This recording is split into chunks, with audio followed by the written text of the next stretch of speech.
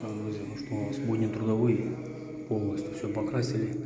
Сейчас колер развел специально и делаем под кирпичики. Были кирпичики, вот так вот они выглядели. Вот, полностью все везде покрашено. Вот так все получается. Сейчас кирпичики повыделяем, вот, и начнем снимать малярочку. Так что вот такие вот у нас процессы работы. То есть берем не только крупные заказы, но берем вот такие вот еще и работы. Поэтому искусство, малярная работа тоже искусство. Так что процессы идут, все отлично.